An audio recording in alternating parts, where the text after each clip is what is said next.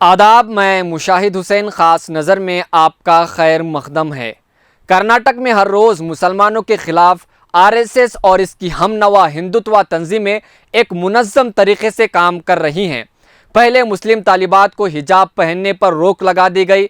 Alan ताल्लुक़ में मौजूद दरगाह हज़रत लालडे मशाक अंसारी रहमतुल्लाह अलैह का मामला और वन साइड मुसलमानों की गिरफ्तारियाँ। शिमोगा में एक बजरंग दल मेंबर हर्षा के कत्ल पर शिमोगा के मुसलमानों को निशाना बनाया गया। मंदिरों के मेलों में मुस्लिम ताजिरों के दुकानों का बायकॉट किया गया। इसके बाद शहीद हज़रत टीपू सुल्तान रहमतुल्लाह अलैह की तारीख को टेक्स्ट बुक से मिटाने का ऐलान किया गया और अब एक नया शोशा छोड़ा गया है। हिंदू जन जागृति समिति के स्पोक पर्सन मोहन गौड़ा ने कहा है कि हलाल मीट और हलाल खाने की चीज़ों पर पाबंदी लगा दी जाए। गए एक मीट को फिर से हिंदू धर्म का प्रथा में आचरण करना ये हिंदू धर्म के विरुद्ध है और हलाल के माध्यम से हलाल प्रमाण पत्र, हलाल सर्टिफिकेट, हलाल मीट के माध्यम से हजारों करोड़ों रुपए आज इकट्ठा करके भारत को इस्लामिक स्टेट बनाने का, भारत में देश विरोधी गतिविधियां बनाने का, उसको फंडिंग करने का एक कॉन्स्पिरेसी षड्यंत्र पूरा भारत भर में चल रहा है। इसके लिए हम आह्वान करते हैं, हम सभी हिंदू हलाल प्रोडक्ट्स, हलाल मीट को हम बायकॉट करेंगे।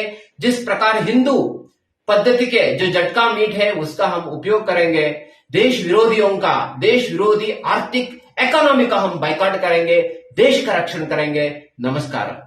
दरअसल हलाल सर्टिफिकेशन एक सर्टिफिकेट है जो खाने और दीगर इस्तेमाल होने वाली चीज़ों पर लगाया जाता है ताकि मुसलमान बासानी जान सके कि ये चीज़ हलाल है या हराम है, क्योंकि मुसलमान हराम चीज़ों का इस्तेमाल नहीं करते। ये सिर्फ भारत में ही नहीं बल्कि यूरोपीय ममालिक में भी हलाल सर्टिफिकेट का इस्तेमाल किया जाता है। इस मामले में कर्नाटक के होम मिनिस्टर का एक गैर जिम्मेदाराना बयान सामने आता है जिसमें वो कहते हैं कि ये सब मामले उस वक्त आए हैं जब कर्नाटक हाईकोर्ट के हिजाब फैसले पर मुसलमानों ने नाराज़गी जाहिर करते हुए 17 मार्च को कर्नाटक बंद का ऐलान कर दिया था। ये इसी का रद्द अमल है, यानी एक्शन का रिएक्शन है। एक तरीके से इन हिंदुत्व तंजीमों को हुकूमत का भरपूर सपोर्ट हासिल है और बीजेपी यही चाहती है कि हिंदू मुस्लिम आपस में लड़ाई जाए, चाहे वो जिस तरीके से भी क्यों ना हो, चाहे वो जेनोसाइड हो, रियर्स हो या छोटे मोटे अक्का दुक्का मामला हो। और दोस्तों, आपको ये जानकर यकीनन हैरानी होगी कि भारत सबसे ज़्यादा बीफ एक्सपोर्ट करने में दुनिया में 4थे नंबर पर है।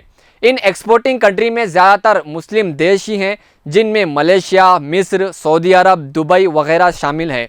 इन देशों को एक्सपोर्ट करके अरबों रुपए कमाया जाता है और जो एक्सपोर्ट करने वाली कंपनियां हैं इनमें ज़्यादातर टॉप की जो कंपनियां हैं वो नॉन मुस्लिम की हैं, जैसा कि आप स्क्रीन पर देख रहे हैं।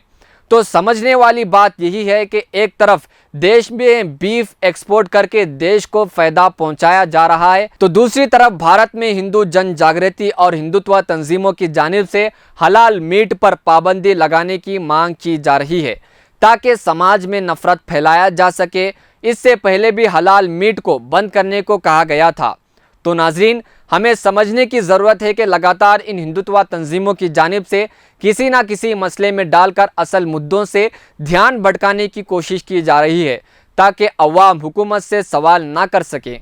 तो हमको चाहिए कि हम ऐसे मसलों और आरएसएस की साजिशों का पर्दाफाश करके और क़ानून के हुदूद में रहकर इनके ख़िलाफ़ लड़ाई लड़ें।